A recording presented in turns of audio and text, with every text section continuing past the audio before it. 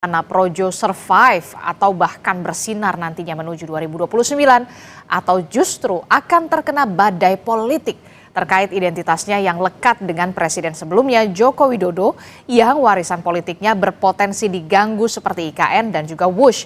Kita ulas bersama dengan pengamat politik Carta Politika Yunarto Wijaya dan juga Wakil Ketua Umum Projo Freddy Damanik melalui sambungan daring. Selamat pagi Bapak-Bapak, Assalamualaikum. Selamat pagi. Selamat pagi, Assalamualaikum.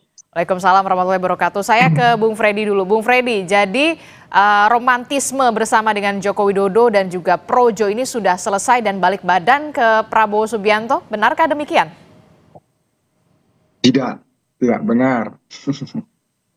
Gimana? Nggak benar lah Mbak. Maaf saya agak parau. Kemarin kecapean mimpin sidang 2 hari. Oke, jadi yang benar? Nggak seperti itu, melihatnya nggak seperti itu. Jangan kita di framing seolah-olah kita sudah tidak dengan Pak Jokowi lagi. Nggak gitu, ngelihatnya nggak gitu. Jadi sejak awal memang kita bersama Pak Jokowi, kemudian bersama Pak Prabowo, itu sejak awal seperti itu. Hanya ya ini kan Kongres. Ya, kalau dari sisi mekanisme organisasi, ya kita ini harusnya terakhir itu Rakernas 2023, kemudian harusnya Kongres itu di akhir 2024, telat hampir setahun kita ini karena kemarin ada pilkada dan seterusnya. Nah, jadi yang secara organisasi seluruh kader Projo itu berkumpul baru kali ini, dan resolusi politik itu ya memang momentumnya di Kongres ini dan itulah yang terjadi. Nah, jadi memang kita harus bertransformasi seperti yang sudah dijelaskan ketum kami Budiari. Transformasi yang dimaksud adalah sebetulnya itu hanya penegasan, misalnya nama Projo itu di ADRT kami, ya itu yang sudah sejak tahun 2014, ya anggaran dasar itu di Kumham memang namanya hanya Projo, ya namanya hanya Projo. Pro Jokowi itu adalah bagian dari sejarah sejak zaman relawan, itu memang namanya pro relawan pro Jokowi, kemudian bertransformasi menjadi ormas hanya Projo saja, yang artinya yaitu negeri dan rakyat, orang-orang yang mencintai negeri dan mencintai rakyatnya. Nah, kemudian yang sekarang ini kelihatannya transformasi lagi di Kongres ini, yaitu perubahan logo. Perubahan logo. Kami itu diputuskan oleh seluruh peserta. Nah, kami belum memutuskan apa itu logonya, nanti rencananya akan disayembarakan. Tapi tetap namanya Projo gitu. Kalau namanya nggak ada berubah.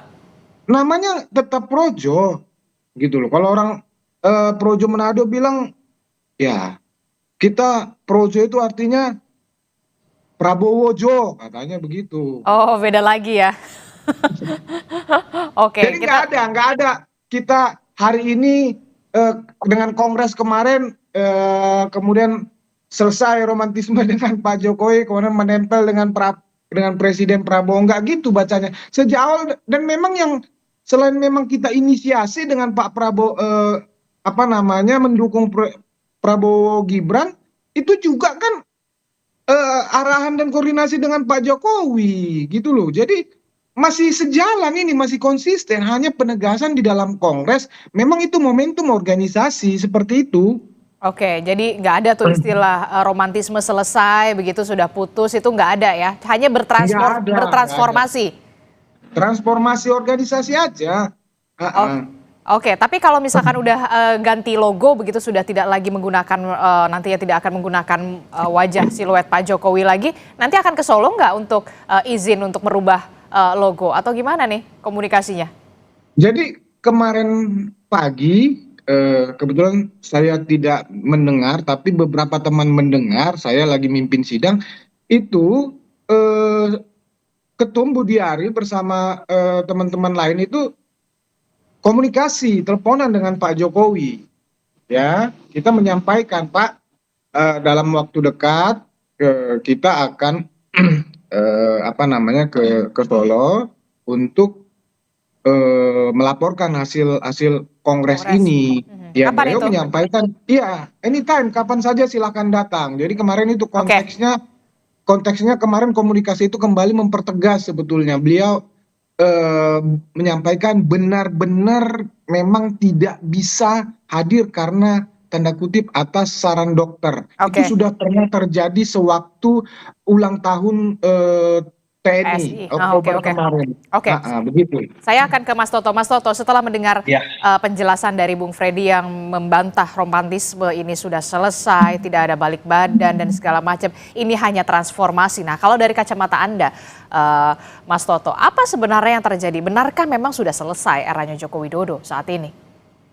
iya, yang jelas saya pengen komentar dulu ya. Teman-teman Projo ini menurut saya konsisten untuk inkonsisten. Jadi kalau kita lihat jejak digital statement dari 2014, Budi Ari pernah mengatakan hati-hati dengan Prabowo yang kemudian berbahaya buat demokrasi ketika Pak Prabowo saat itu ingin menarik diri dari Pilpres.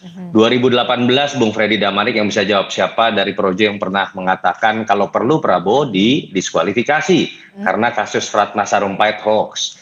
Bung Freddy udah ketawa tuh. Lalu kemudian 2019 kita tahu 23 Oktober itu Projo pernah mengatakan akan membubarkan diri karena kecewa Prabowo diangkat jadi Menhan dengan beberapa alasan yang saya hormati value-nya. 3 hari kemudian dibantah lagi dengan mengatakan Prabowo patriot sejati. Dari sini saja kita sudah lihat karakter, saya nggak tahu apakah ini sekarang disebut ormas, apakah relawan, atau sekedar sekumpulan orang yang memang ingin bertahan dalam mengekor kekuasaan. Dan buat saya ini tidak mengherankan dengan sepak terjang seperti ini, bahwa ketika kemudian ormas ini kemudian merasa harus tetap ikut dalam kekuasaan, pilihan paling tepat dan paling pragmatis adalah kemudian melekatkan dirinya lebih dekat lagi dengan Prabowo. Dan pada titik itu kemudian keberadaan siluet Jokowi, keberadaan definisi Projo yang masih diartikan sebagai pro Jokowi, tentu saja itu akan dijadikan penghalang. Buat saya ini seperti mengerdilkan Mas Gibran ya. Kalau ditanya apakah kemudian sudah berganti Pak Jokowi eranya menjadi era Pak Prabowo, iya. Tapi kan kita tahu juga bahwa di situ ada Mas Gibran yang jelas-jelas mewakili Jokowi yang sangat digembor-gemborkan oleh teman-teman Projo. Lalu di mana Anda letakkan yang namanya Mas Gibran? Dan kalau kalian percaya bahwa kemudian Prabowo dengan Jokowi itu adalah keberlanjutan, kenapa harus didikotomikan? Dan kenapa kemudian sekarang seakan-akan nama Jokowi, wajah Jokowi disebut sebagai kultus individu? Saya sering mengatakan itu dan selalu dibantah oleh teman-teman Projo. Sudahlah berkaca diri, jangan kemudian merusak nama relawan. Yang jelas ada fakta empiris ketika ada 2 relawan yang ditempatkan menjadi kabinet, dua-duanya berakhir buruk. Yang satu namanya Noel dengan Jokowi mania yang juga sama tuh ceritanya berubah menjadi Prabowo mania. Sekarang lalu ada Budi Ari yang kemudian dipecat, itu fakta empiris.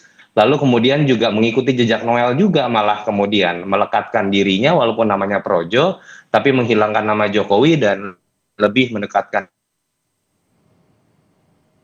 Oke, Mas Toto, sepertinya sinyal Anda sedikit terputus, begitu kami akan memperbaiki lagi. Tapi kemudian tadi kita sudah dengarkan bagaimana paparan Anda dan juga pemahaman Anda soal ini begitu ya. Nah, kalau saya ke Bung Freddy. Siapapun, tapi fokus pada yang namanya value-value yang saya jarang sekali mendengar itu dari teman-teman Projo ketika menjelaskan apa yang bisa dilakukan oleh Prabowo ke depan. Oke, maaf sekali Mas Toto, tadi ada sempat terputus suara Anda, bisa diulangi lagi penjelasan Anda di saat setelah dikotomi tadi? Mas Toto? Jelek sinyalnya. Oke, sinyalnya sedikit bermasalah. Saya ke Bung Freddy. Bung Freddy, bagaimana Anda bisa menjawab ini? Projo konsisten yang inkonsisten begitu ya? Sekelompok orang yang hanya bertahan untuk mengekor kekuasaan. Benarkah demikian?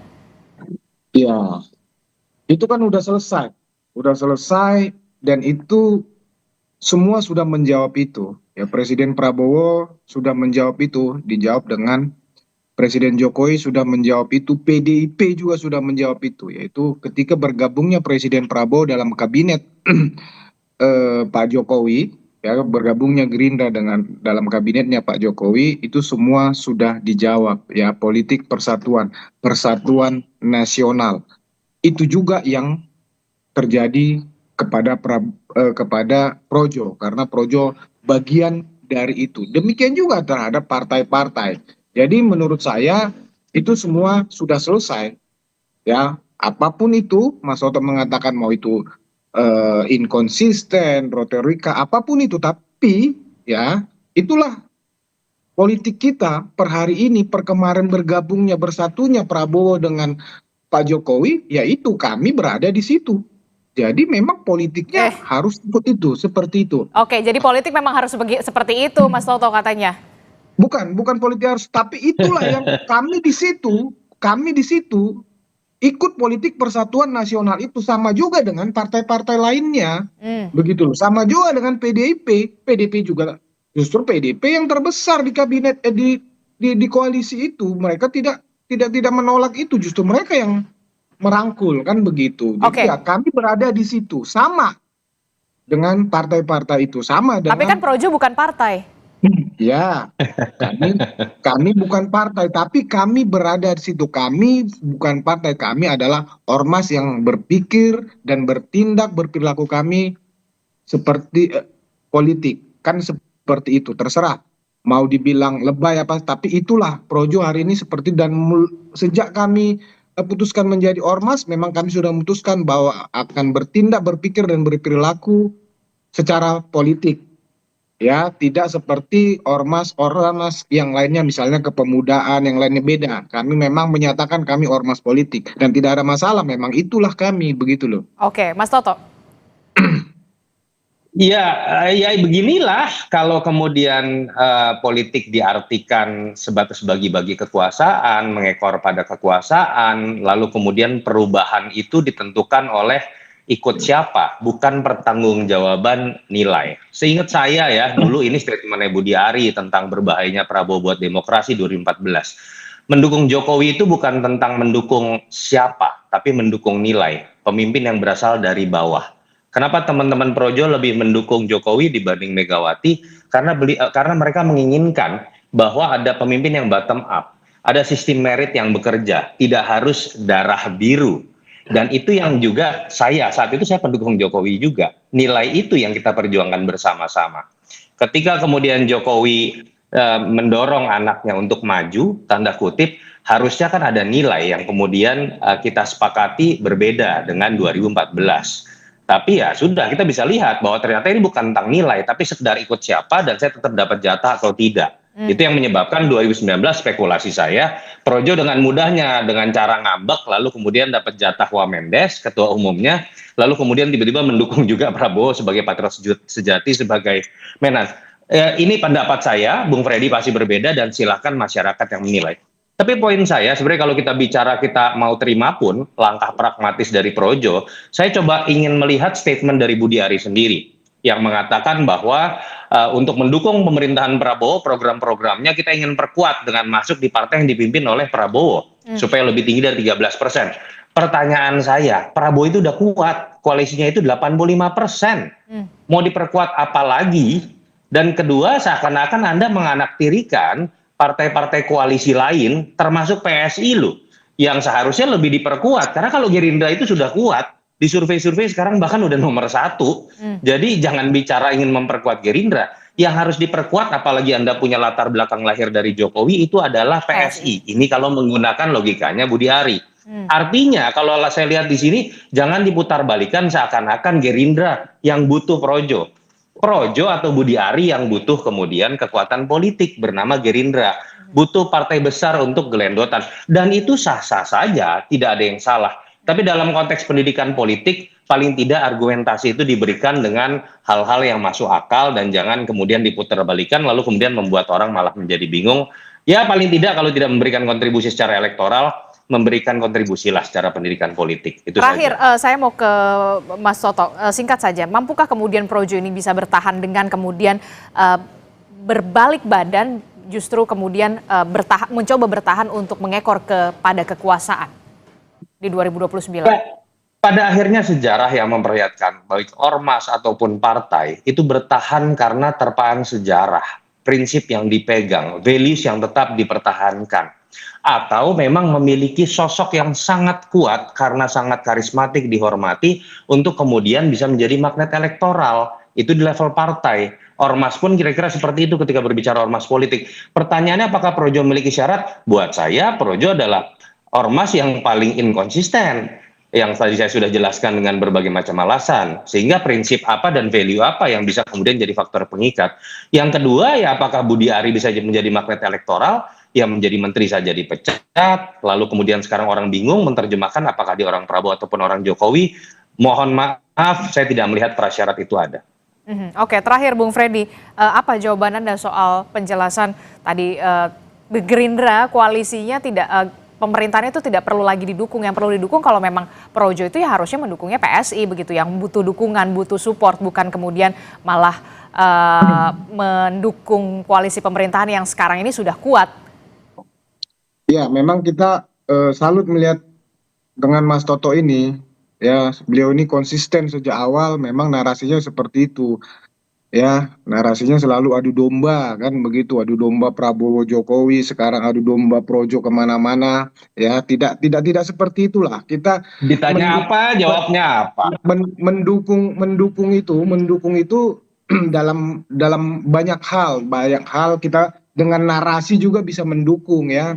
Jadi bukan kita mengecilkan partai-partai lain, kita mengecilkan Gerindra, tapi itu menggambarkan, menunjukkan dengan narasi saja kita itu menunjukkan bahwa kita memang pengen mendukung pemerintahan ini. Jadi bukan berarti kita lebih hebat dari partai-partai lain, bukan berarti kita lebih hebat dari Gerindra, bukan. Ya kita menunjukkan niat baik kita sebagai ormas politik, saya rasa itu sudah menjadi dukungan. Itu kami melihat hal itu positif. Kalau dengan PSI ya itu ya sekali lagi masalah partai itu ketua umum kami secara pribadi menyatakan beliau bergabung dengan Gerindra. Ya, tetapi dalam salah satu resolusi kongres kami bahwa Ormas Projo tetap akan menjadi organisasi yang setia di garis rakyat dan setia dengan ormas kerakyatannya. Jadi tidak masuk dalam politik formal secara organisasi, tapi individu dibebaskan. Banyak kader kami, banyak PSI, ada Golkar, banyak Gerindra. Jadi semua di dalam Projo itu ada berbagai partai.